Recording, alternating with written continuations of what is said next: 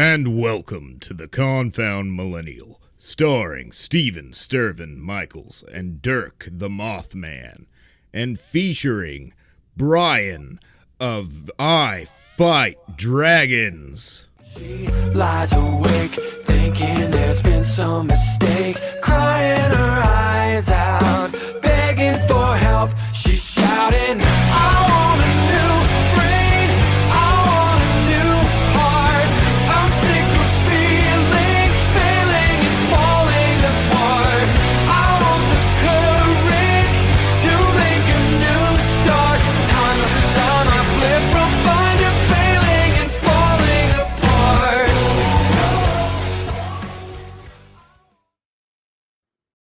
Hey Brian, how's it going?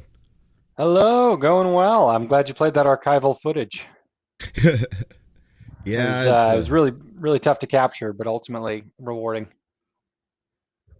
so I'm going to start out with the hardest question that I'm going to ask you the whole day. Uh-oh. You All ready? right. I think I'm ready. Who are you and who is I Fight Dragons? Oh, okay. I'm done. This is too tough. So yeah, I'm Brian. I'm the lead singer, songwriter from I Fight Dragons. We are variously described as nerd rock, chip rock, rock band from Chicago. Sort of rock band with nerdy tendencies, I guess you could say. Been around for gosh, a little over a decade now, and yeah, just like making music, which sounds like rock music plus chiptune. So for folks that don't know, chiptune is new music made on old video game sound cards. That's And us. do you guys still use, I know way back in the day, you used to actually use Game Boys. Do you still use Game Boys to record, or is it digital now? Oh no, it's let me still use Game Boys. This is using this to write some music earlier this week. It's very much that's old tech into the future. There's still, there's even since the beginning, there's some synthesizers that do a pretty good job, but nothing quite like the actual old Gray Boy, in my opinion. So, how was the name I Fight Dragons decided all those years ago?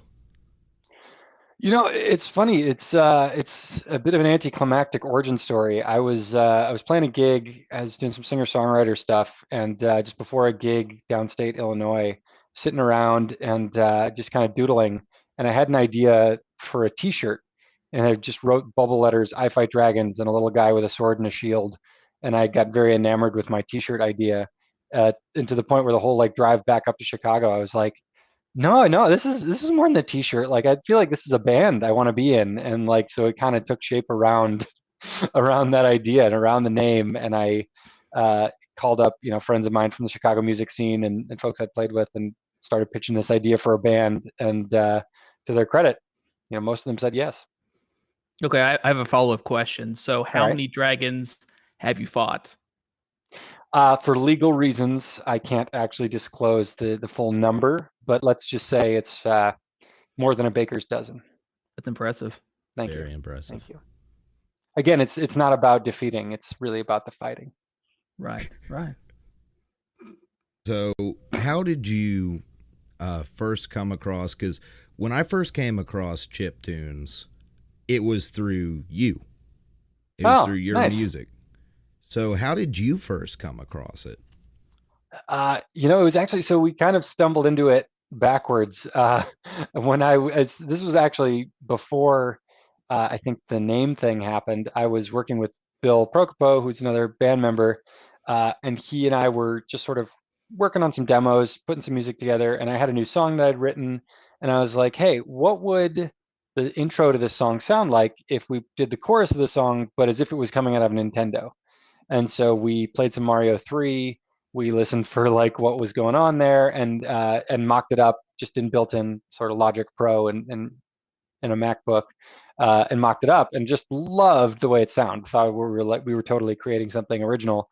And then I actually after that started googling around and realized like, oh no, you don't have to just like make this up. There's people that have built software to use the old sound cards, and like So we sort of one of those things where we thought we invented it. Obviously, we did not, and discovered the whole world, and kind of were off to the races from there.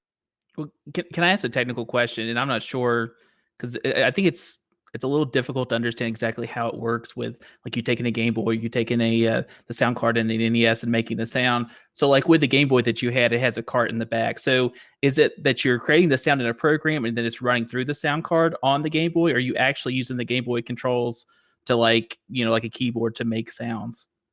Yeah, it's actually a great question. So especially in the early days of people making chiptune, both approaches, there were people that made devices to do both. And I acquired a whole bunch of different devices. There was a device called the MIDI NES that was a Nintendo cartridge that plugged at a MIDI set of MIDI inputs on the other end. So you could like plug in your keyboard and then you would play through it live. I had a couple of those.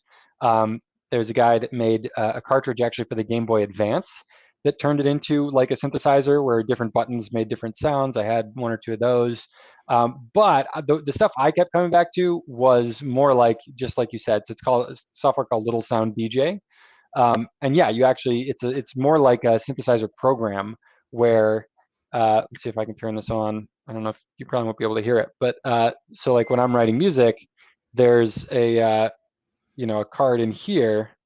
So I'm literally, if I'm loading up what I was working on the other day, like I don't know if you can hear this coming through.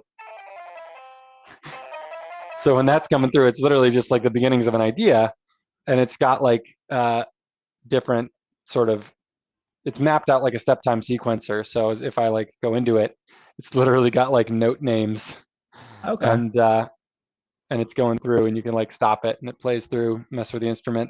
So yeah, it's actually a guy named Johan Kodlinski that wrote the software, and you can run it like on your computer with an emulator, but I think it's way more fun to have it on an actual cartridge, and then you get the actual sound card too. Yeah, when I first heard of you guys, I tried my hand at it with an emulator on an iPod Touch, second Nice. gen, and but then I forgot I'm not musically inclined. Yeah, you still do have to have some idea of music that you want to make. But so you obviously play the Game Boy, and the Game Boy is an instrument. Any other instruments that you play? I mean, I'm rhythm guitar and a singer, so that's mainly, and then a little bit of piano as well. Occasionally, we'll have piano songs, but from a chiptune perspective, most of my stuff is Game Boy. There's also we've done a tiny bit of other kind of sound cards over the year, but most of those have been emulated. I think I mentioned we did some Game Boy Advance, a little bit of NES. But then most of our like rarer chips when we want to use like the Atari 2600 or the SID from the old, wow, can't believe just blank, Commodore 64. Those are mostly, we're doing emulators through. There's a couple of really good plugins now that can get you like pretty darn close to actually having a SID sound card. How many consoles do you need to be able to do all that? How many do you got? It depends, right? Depends how intense. I don't have as many now as I once did, but at one point I think I had 3 old Game Boys, 2 Game Boy Advances, 3 different Nintendos because some of them were modded in different ways, 2 Atari 2600s, and that's nothing. Like some of the folks that really are deep into it have tons and tons more. But that was kind of my collection for a while. You're getting Dirk all excited over here. I'm sorry, I'm a huge retro gaming nerd, so Nice. I've got so many questions about that, but I'll try not to make this about old video games completely. And I did have a Commodore 64 too. Although I didn't really get the musical. Actually, one of our fans gave it to us. He had an old one, and so I was messing around with it for a while, but I didn't really use that for any of our music. So you've been around for over a decade now, and I realized while I was preparing for this that your music has kept popping up in my life over the years, from when I was obsessed with my first 3DS. You had a music video on there for Save Girl Get World, or Save World Get Girl. Yeah. Yeah, that was crazy. That was a fun one to make. And then a few years later, Me and my buddy got really hardcore into Magic the Gathering, and we were playing a video game. I'm like, this is I-Fight Dragons. It's I-Fight It Dragons was playing in the background. Duels of the Planeswalkers. We did a song for the credits. Yeah. And then finally, I didn't even realize my mom is obsessed with a TV show called The Goldbergs. She's made me watch 100 times, and I didn't realize until yesterday. I was like, what? That's us too. Well, you got to go now listen if you didn't realize we did a full version of the theme song, and it's up on Spotify and stuff. It's called Rewind, and they did the Goldbergs mixtape a couple of years ago, which we did a full version for. Yeah, we're sneaking into your brain, all the different channels. And somewhere, my mom is proud that I'm actually doing something she's heard about. You're welcome. Say hi to your mother for me.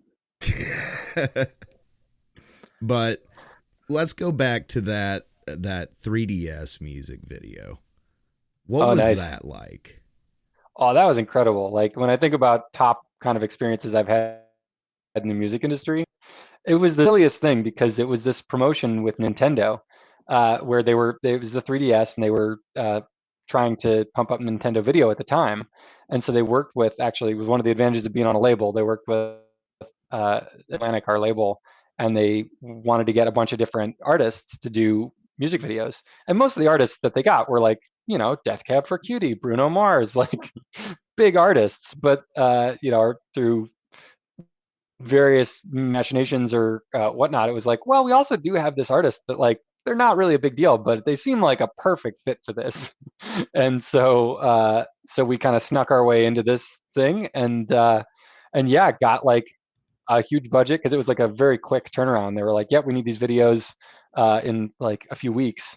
And so, we all got on a plane that went to LA and it was just incredible. There was like a studio that is like just a standing set in LA with like B-movie spaceships and stuff in it. So it was all shot in the course of one day. There was like a crew of like 50 plus people. We've never had anything like this. And, Packy got full Wolfman makeup put on. There was little models. There was like, extras. We had extras in our music video. It was hilarious. But yeah, it was a crazy experience to say the least. And then I got a 3DS as part of it. They ended up giving us, 3DSs. And I have a 3DS that I've never connected to the internet since then, so that it can still have our 3D music video on it. Yeah, I tried so hard to try to figure out how to watch it like on a 3DS before we got together and did this podcast, and I could not figure. I want to work on trying to. You can't. There's like not a mod or anything as far as you know.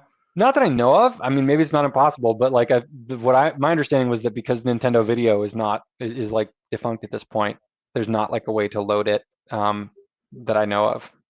And it was only available on the Nintendo Video a few times for like a month at a time. Right. It was like they rotated. That was kind of an interesting. I feel like it was also, you have to remember, it was in the early days of like streaming video.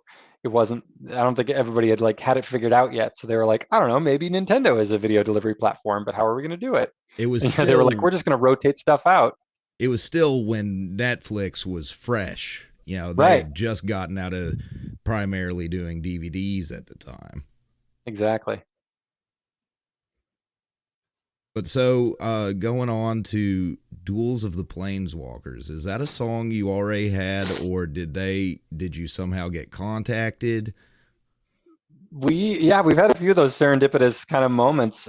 So I'm a nerd, I'm not ashamed to say I loved Magic the Gathering as a kid, and then I got back into it. Actually, this is a funny story. We were on Warp Tour 2012, and some folks from Wizards of the Coast had attended when we were out in like I think the Seattle or the Portland date, one of the Northwest dates, and they were just talking about like, we're thinking about doing a sponsorship in one of the next year or something like that, and we just happened to, I think our manager was there and happened to like make some connections, and obviously somebody pointed them like, oh, we think you would like this band, and so they caught our set, and yeah, ended up being a great connection. And then like after that, I got pretty into Magic myself for a while.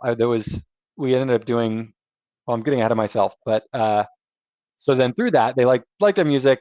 They wanted to do us to do a song for a new video game, and so they actually commissioned. Like I wrote a couple different songs, uh, and sort of like said, do any of these feel like they'd be a good fit?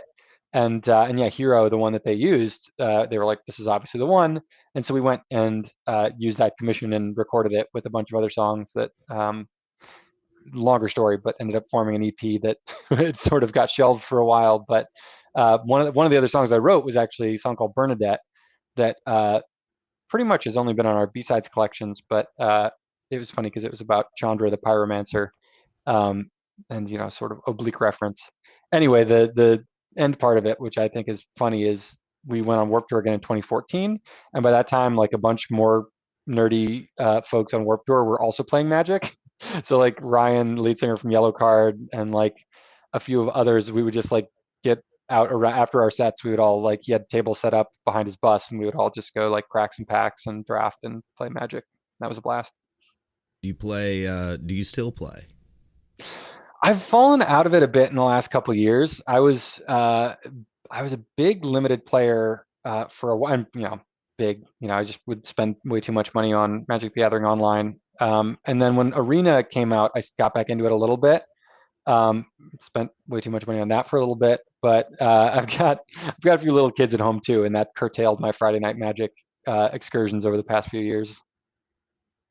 Right, and coronavirus hasn't helped either. Oh yeah, I'm missing Friday Night Magic, man.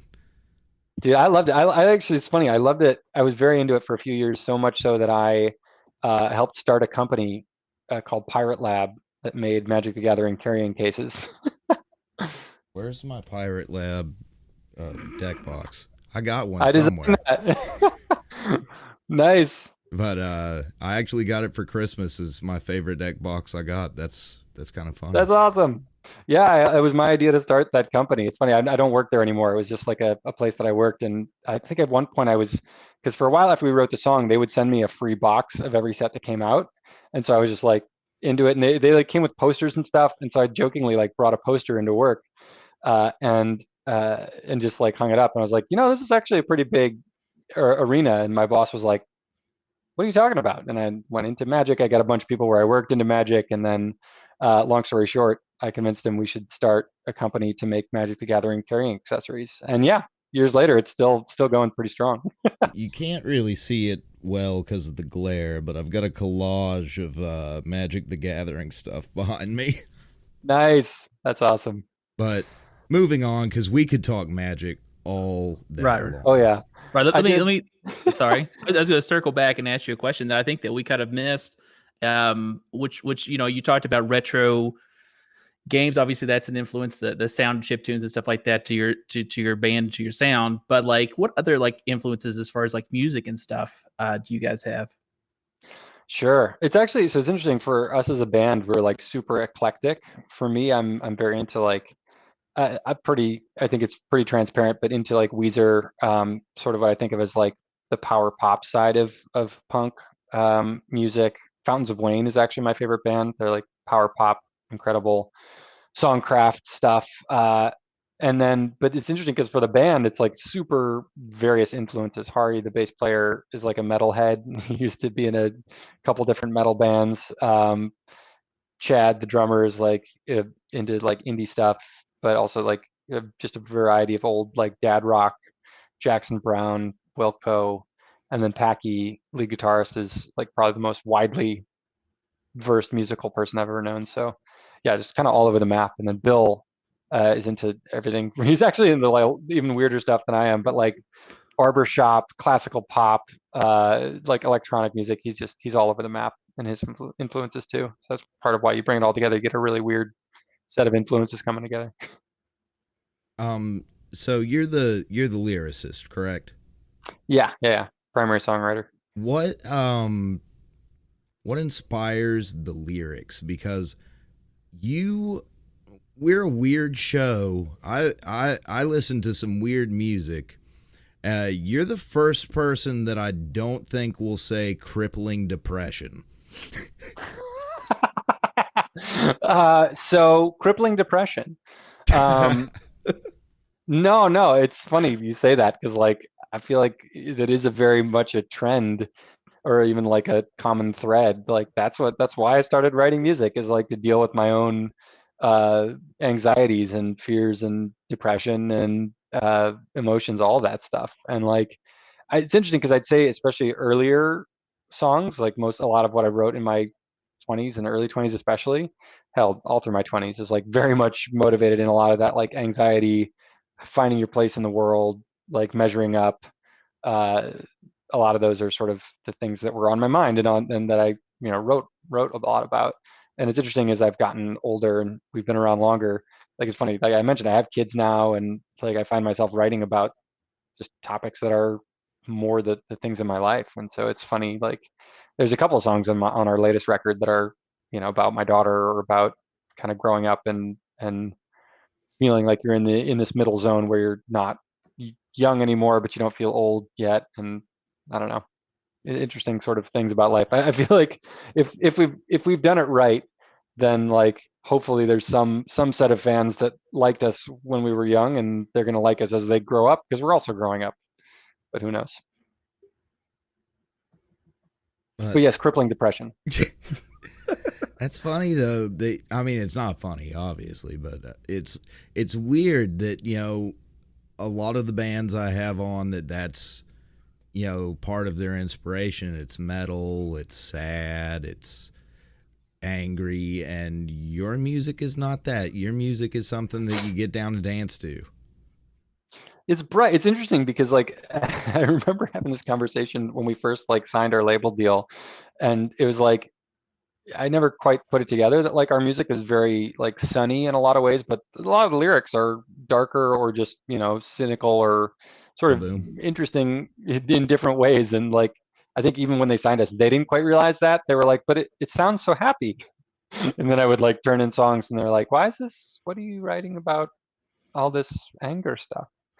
It's like, well, it still sounds happy. Yeah, Right. I was kaboom. listening to the music video or watching and listening to the money music the music video for Money the other day, and that's Nice. very cynical lyrics, in there, and I kind of get that vibe from what you're saying from that video, and also really dig the Mega Man sprites. Oh, nice. Thanks. So we talked a little bit about Warp Tour. Have who is the out of all the years you've played? Who do you think is the favorite person or band that you've gone on tour with? Oh, wow. Um, I mean, it's hard. It's like we've gone on tour with a lot of our friends, or at this point, folks that have become friends. Uh, we've played a bunch with MC Lars, who's become a really close friend, and I love his set. I love everything about him. Um, but I'll also say the Proto Men are just incredible. Like those folks are good friends as well, and we've got to know them through doing some tour dates and stuff. And their work is amazing. They put on just like the most amazing live show. Like I love touring with them and I hated touring with them because like we would switch off. Like it was mostly co-headlining, and so we would switch off who closes. And I never wanted to follow the Proto Men. They had like 8 people, the most epic stage show, like masks and giant drums, and like they just tear down the house every night. Um, they're incredible. So I'll say, and there's also like a lot more folks than that we've toured with and gotten to know and are awesome. But that for whatever reason, the Proto Men popped to mind as like just the most epic rock show. And speaking of touring, I had to ask this because I was looking through, some of the people you've gone on tour with in the past, and I saw 303. Yeah, that's right. Did you party hardy with 303? Uh, we did that tour especially was like that was probably the one time we got to go on like a big pop tour, and it was hilarious that we got on it to begin with because if you look at the bill, it was us, 303, Cobra Starship, and Travie McCoy, and then us as the like opener. And oh my God, I remember one Hari did one night where he decided everyone had to drink 40s. We were all in Boston, and like it was. There were a lot of nights on that tour where we partied a lot. Yeah, my But yeah, follow-up was, do you specifically, remember that tour? what? I said my follow-up was, do you remember that tour? Right? Has some of it. But no, those guys are great too. We actually had the same booking agent as Nat and Sean, and that was like part of how we got in there. But they're super super awesome guys, and yeah, that was a time, was going on that tour and getting some of the like hilarious riders. And man, I just remember by the end of it, I had actually completely lost my voice. Like the very last show of that tour was the only show that we played where I didn't sing. Like Bill had to fill in for me, and he didn't know most of the lyrics, but we were only playing a 20-minute set at the beginning anyway, so we got through it. But it's just hilarious because I think there's even video on the internet somewhere of Bill being the lead singer for one show, because it was an epic tour. Reminds me of a time I was in a band, and it was the first and only time I've ever played bass. The bassist got sick. But you're like, all right, now we're doing it. Yeah. They're like, you just play the guitar, but don't. I'm like, what? Okay. Only one string at a time. Yeah. So, obviously, bunch of nerds. You guys, do you ever sit down and play D&D as a band?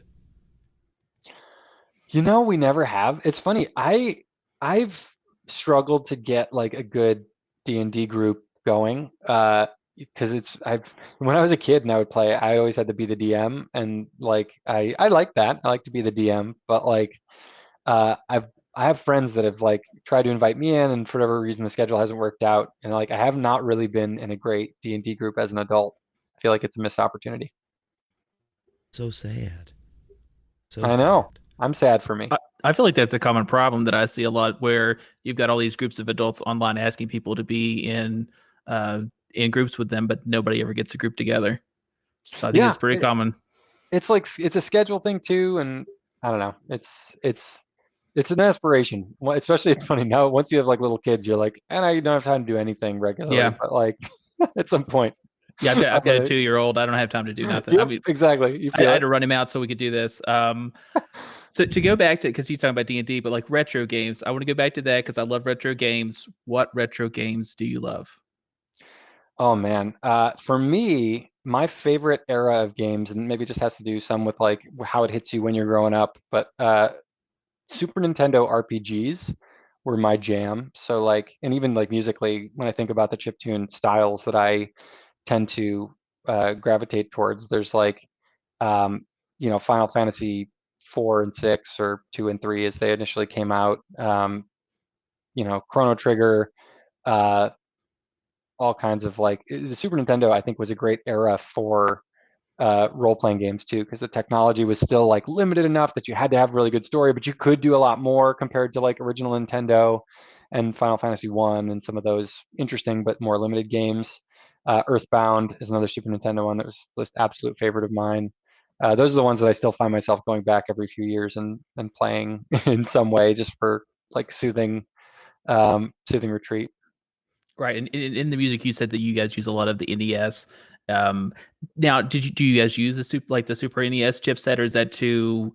Is it not like an iconic sound, or like I know the NES has got an iconic sound. When you hear it, you know what it is. I don't know. What do you think about that?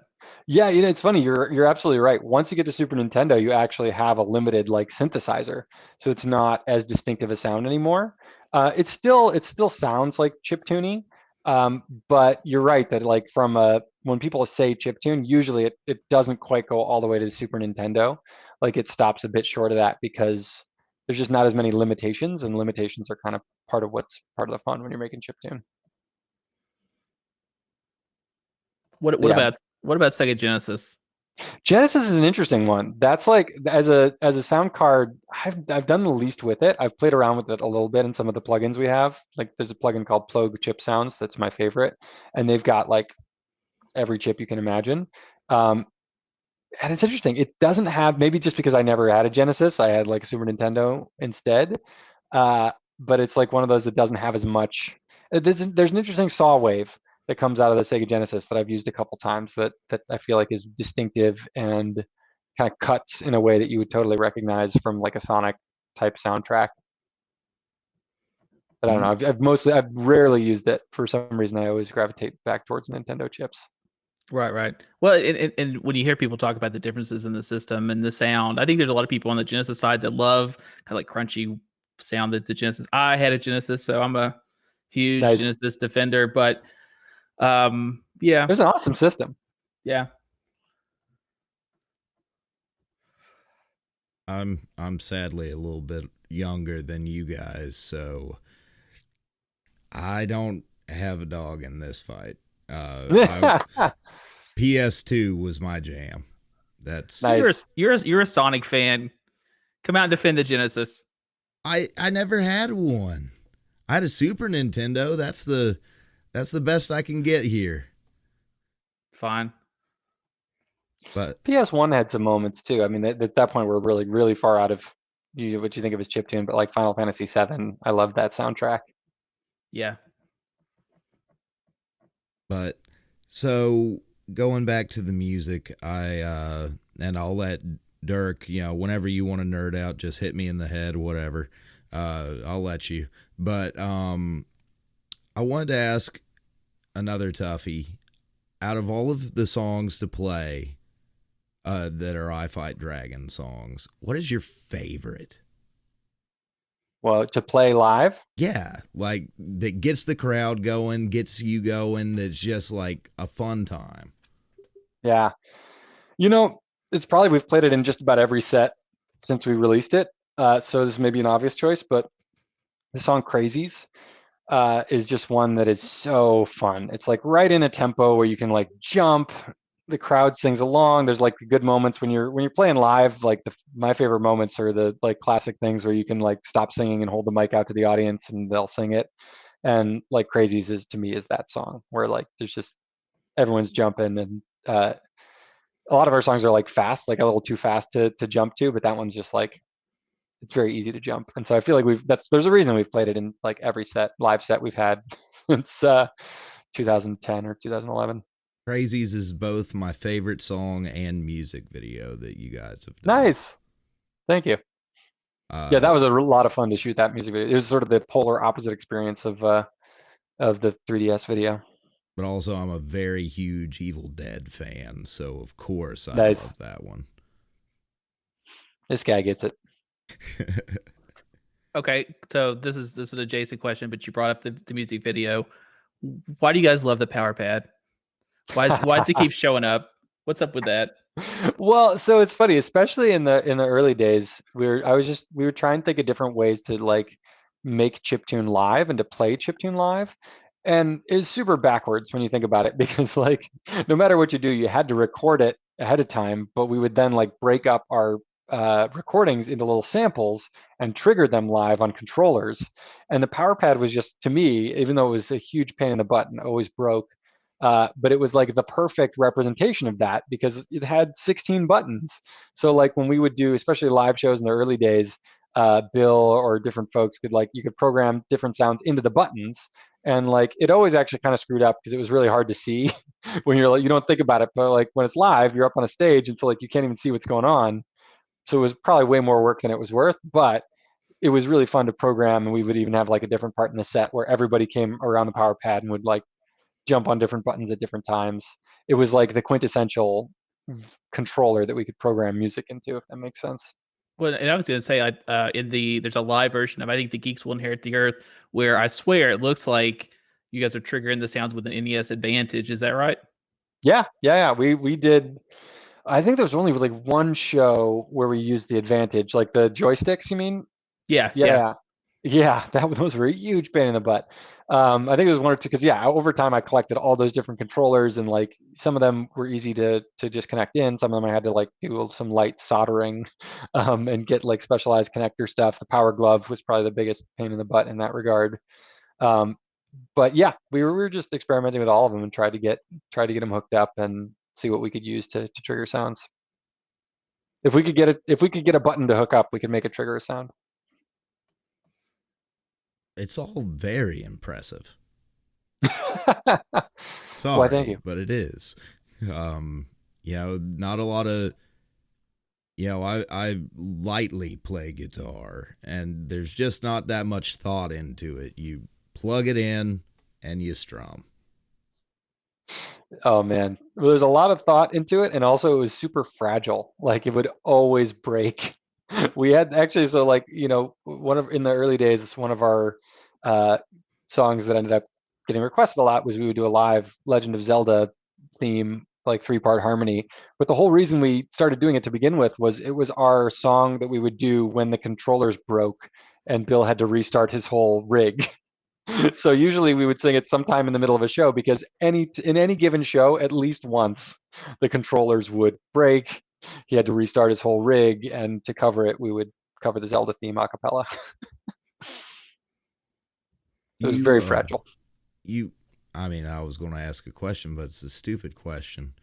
The answer is obviously yes. Do you miss playing live shows since the COVID stuff has happened?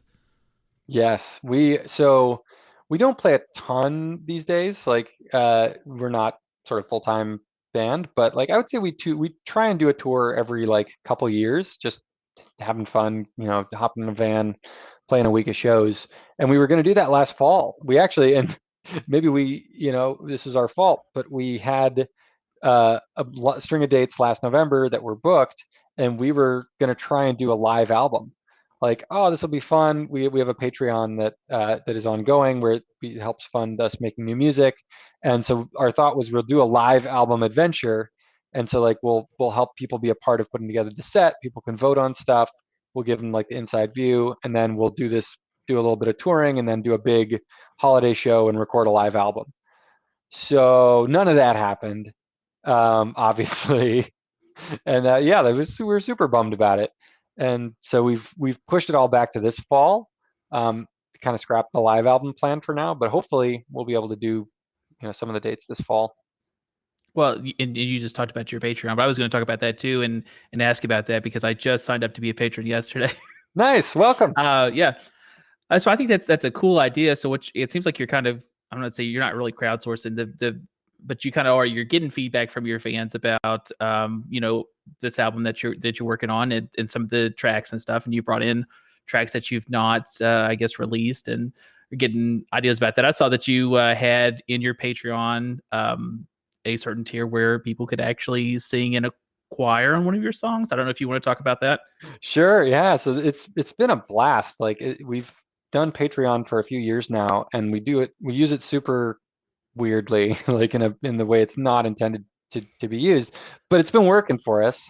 Because usually Patreon is more like for people that are making, web comics or videos, some recurring content, podcasts. But we decided that we wanted to do it sort of like halfway between a Patreon and a Kickstarter, where it's an album adventure. So like people can leave and join at any time, but there's like one paid post per album. So it's like a Kickstarter that without a funding period, and anybody can come and join and leave and switch their tier whenever they want. And so yeah, we made an album that way, which was a blast. And then like I said, we were going to do a live album last year, but because that didn't happen, we ended up pivoting, and we're now in the middle of an album adventure for a B-sides and rarities album, because we realized we have all this stuff that's in kind of the closet or in the trunk, whatever you want to think about it. And it was a bunch of songs that nobody had ever heard. And so we were like, yeah, I think we've got enough that like we could put it together. And so then to try and make it fun and interactive, we decided we were going to record 4 songs that had never had studio versions. So we've been doing 4 new studio tracks. And yeah, what you said is one of the reward tiers is you can sing on the album. So we just put it together in the last couple of weeks, where 150 different fan submitted tracks, I like put them all together and mixed them, and they sounded great. It's like the IFD choir that's a backing track on the Taste for Glory, one of the new re-recorded songs. But even that, we did a poll to see which songs we should re-record, and so like we took fan influence on like the top voted songs. And so yeah, it's just been a fun way to kind of interact with folks, give them a voice, and literally a voice, but also just like keep the folks that want to be involved, and ultimately put out records at the end. It's been a blast so far. And I would encourage listeners to sign up for that Patreon, because I think it's really cool. It seems like there's a lot of interaction there, and you can get a CD, and I didn't realize this when I signed up. You can pay a little bit more and get a vinyl, which is probably what I'll end up doing. Nice. Yeah. We try to tier it out in a way that like you can get a CD, or you can get your name in the credits too. Or you can get a vinyl all the way up to like, I think we have a tier where you can get we've been doing these for years now, but you can get a custom engraved titanium dog tag. So I think we've released like 5 of these over the years for different things, different tours and albums and stuff, but they're kind of like collector's items because there's not that many out there. We usually we ask my other co-host that isn't here today asks a question to all the bands. If we could come on the show and play the cowbell one time. So what tier do we have to subscribe on Patreon to get up and play? Just hit one Game Boy button and get off the stage. Yeah, that's the cowbell tier. Cowbell tier. Yeah, for sure. That's I'll make a special tier for you, and then you can get up there. It'll be great. It's actually, we're planning a whole, whenever we get our own Wikipedia page, there's going to be just a section of, different cowbell appearances. So nice. Credits, live credits. Yes, great to add to that. So also, speaking of that other co-host, I've promised him in every single show I will ask his favorite question, because he feels that it is a question that really sorts the men from the boys. Uh-oh. What's your favorite color? What's your favorite color? Yellow. No, green. Yeah, I can get it wrong. Green is my favorite color. Nice. I don't know if I butchered that Monty Python reference. like a forest green, a link green. It's usually a bright green for me, like not like a dark forest green, more like link. I've never thought about that before, but yeah, typically green is my go-to color. Although it's funny because in the band, blue is my color, but blue is not my favorite color. It's just worked out. Packy is usually green, and that's his color. But Chad is also like, why do I have red? I hate red. I don't actually know how we kind of picked our colors. It was funny. We had superhero shirts at first, so that kind of organically became our colors. But we never really picked them. They just kind of happened. I don't know. It's like a Power Rangers thing, I guess. Exactly. We're pretty much like, well, you're stuck. I didn't want to be the Pink Ranger, but someone had to be the Pink Ranger. Right. And out of your time being in the band, what do you think is your favorite like live show, like, or venue, to play? Wow, yeah. I mean, it's been a lot of years at this point. I'll say that at least the ones that pop top of mind, Slim's in San Francisco is just like a super fun club to play. Playing the Metro in Chicago was always a blast. But also Lincoln Hall in Chicago, which we've played a lot now, has kind of been our go-to, and it's just an incredible room. And yeah, I mean, but we got to play the Not So Silent Night in Denver. That was our only like arena show that we ever played a long time ago, and that was a blast too. Yeah, we've been lucky enough to play, and actually on that 303 Cobra Starship tour, like all the clubs were just like super top-notch spots. The Warfield, and I think that was in San Francisco. I don't know. We've had some real like luck in getting to play really cool venues. If you ever get down to Georgia, I suggest a little place called the Cloud Springs Deli. It's a weird little deli that's got the greatest little rock scene going on ever. All right. What part of Georgia? Ringgold. It's closer to Tennessee. Okay, nice. Yeah, we played Atlanta. We used to play a room that had, I forget the name of it, but it had like Heaven, Hell. The Masquerade. The Masquerade. That place is awesome. It recently got torn down and rebuilt somewhere else, but the place wasn't sound at all. I mean, you could literally rock the house down. Yeah, but that place was awesome. But it was super weird. The room remember the room we played had like the crowd was around you on 3 sides. I don't know. I was into it. So Dirk, what else you got?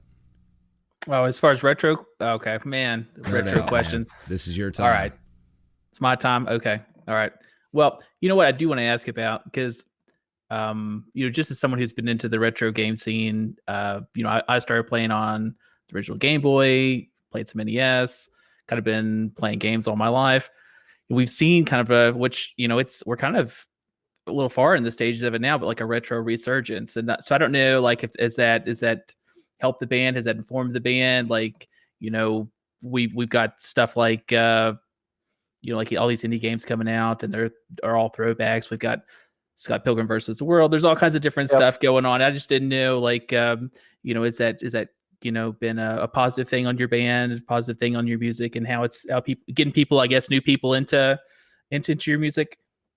Yeah, absolutely. I mean, it's funny. Yeah, you said we're a bit into it now. I feel like a lot of ways it was starting maybe 10 years ago. The band was kind of contemporaneous with a lot of the people stuff rediscovering. I think it was in the early days of like ROMs too, so people were all like starting to download emulators, and like I could play the entire like NES or SNES catalog on my laptop. Like that's amazing, and I could plug my controller in too. So that was stuff well before you could just play it all on your Switch. You could start to do that on your laptop, and I feel like that was because then you had some of the indie developers that started to develop in that style. And yeah, I mean, it's been awesome. I'm a huge fan of that movement, and a lot of those games, like you said, use a lot of chiptune. I mean, Scott Pilgrim has Anamanaguchi for the soundtrack, who are incredible musicians. I love their stuff as well. Anything else that you'd like to say before we go? Any possible plugs? I know we already plugged your Patreon. Do you have a merch store? Anything like that? Yeah. I mean, ifightdragons.com. It's got our merch store. It's got a link to the Patreon. We got a Discord server as well that folks hang out in, and Discord. I don't know what the verb is there. Chat, I guess. Does one Discord? I don't know. Discordant. But yeah, all those links are on ifightdragons.com, and you can also on there sign up for the email list and get a free digital copy of Canonize, our latest album. So all that good stuff. Alrighty, well, you heard it here, and all those links will be in the description. Make sure to go follow them on all the social medias to see what's coming out next. Dirk, do you have any last dying questions? I know you had. No, I just want to tell Brian that their band is awesome. I love them, and I appreciate what they're doing. And I cannot plug them enough for how great their music is, and I think everybody should give them a listen. Well, thanks, and this has been the Confound Millennial, starring Steven Stirvin Michaels, Dirk the Mothman, and Brian of I Fight Dragons. When I stand up, I'm stuck, stumbling